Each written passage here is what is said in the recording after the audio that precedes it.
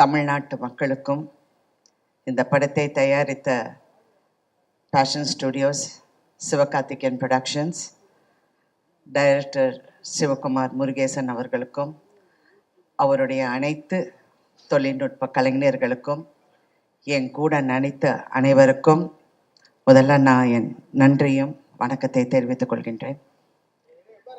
இது ஒரு சக்ஸஸ் மீட்னா ப்ரெஸ்ஸோட ஒரு சக்ஸஸ் மீட் அண்ட்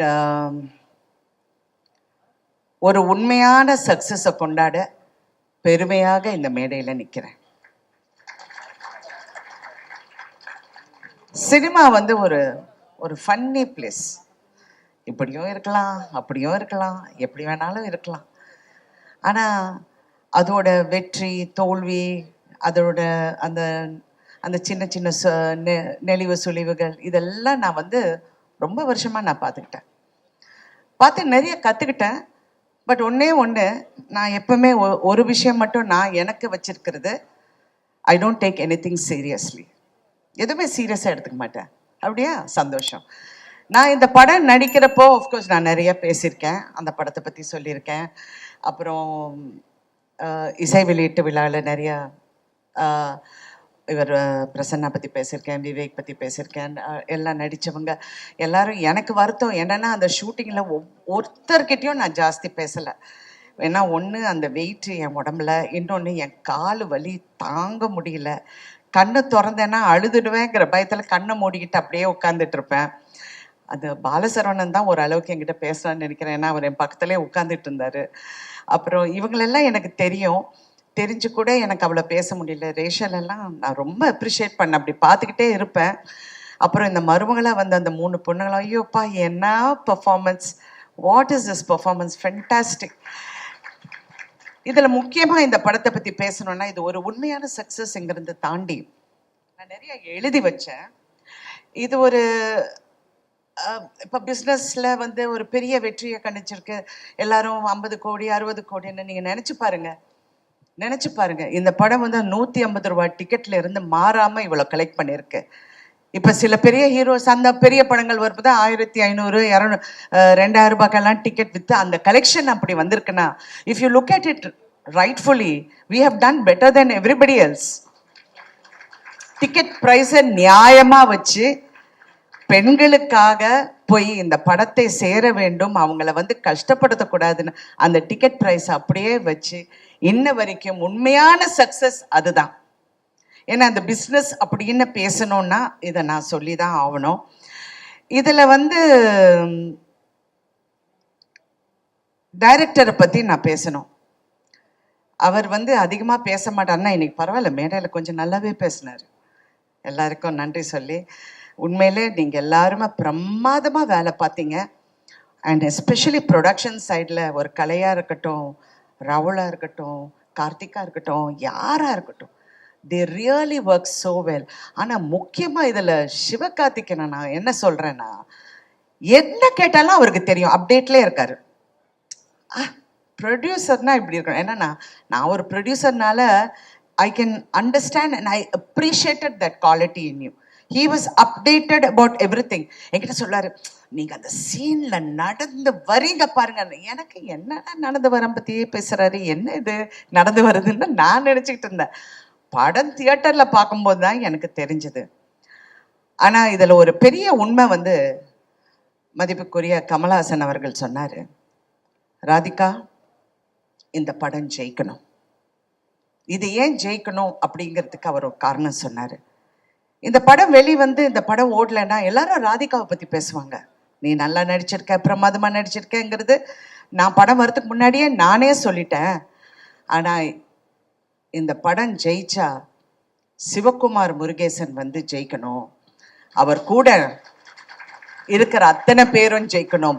மியூசிக்கில் இருந்து, கேமரால இருந்து, அதுவும் அதில் நடித்த ஒவ்வொரு கதாபாத்திரமும் ஜெயிக்கணும். அதுக்காக இந்த படம் ஓடணும்னு சொன்னார். சிவா உங்ககிட்டயும் அது சொன்னாரா?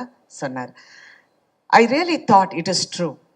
ஏன்னா ஒரு காலகட்டத்திலையும் ஒரு டைரக்டர் சினிமாவை மாற்றுவாங்க. ஒரு மதிப்புக்குரிய ஸ்ரீதர் அவர்கள் வந்தார், பாலச்சந்தர் சார் அவர்கள் வந்தார், அப்புறம் பாரதிராஜா என் குரு பாரதி ராஜா அவர்கள் வந்தார்.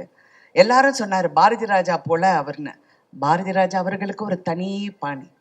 ஆனால் Sivakumar is going to create அவருடைய தனி பாணி. அதிகம் பேச மாட்டேன். நான் நினைப்பேன் இந்த சின்ன பையனுக்கு எப்படி இவ்வளோ ஒரு ஒரு தாட் ப்ராசஸ் இருக்கு அப்படின்னு நான் அடிக்கடி யூஸ்வலி நான் ஸ்டடி ரொம்ப அது இன்ன வரைக்கும் எனக்கு அது ஒரு ஃபேசினேஷனாகவே இருக்கு. எப்படி வந்து ஏன்னா நான் ஒவ்வொரு முறை அந்த தியேட்டரில் நின்று படம் பார்க்கும்போது பெண்கள் ஐடென்டிஃபை பண்ணுறாங்க.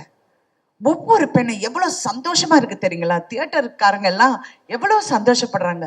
மேடம் கூட்டம் வருது மேடம், தியேட்டருக்கு பாருங்க எப்படி கூட்டம் வருதுன்னு.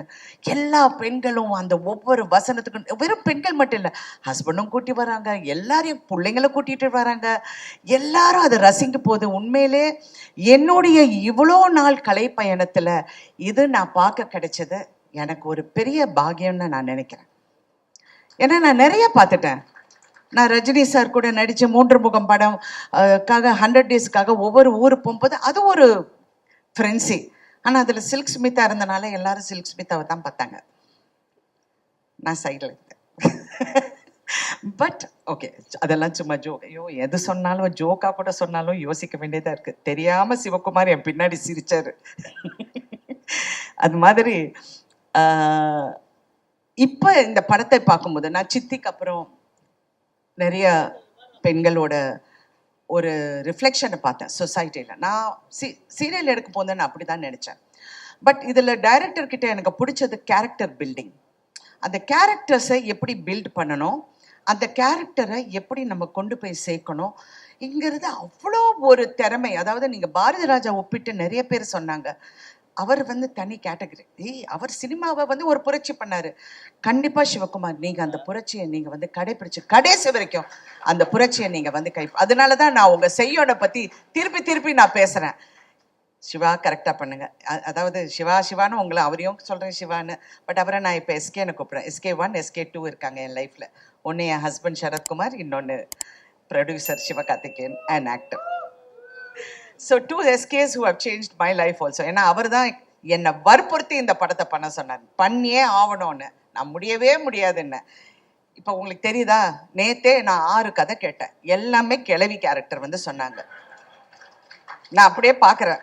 அப்புறம் வேற அப்படின்னு முன்னையாவது மதர் கேரக்டர் சொன்னாங்க, இப்போ கிழவி வரைக்கும் போயிட்டாங்க.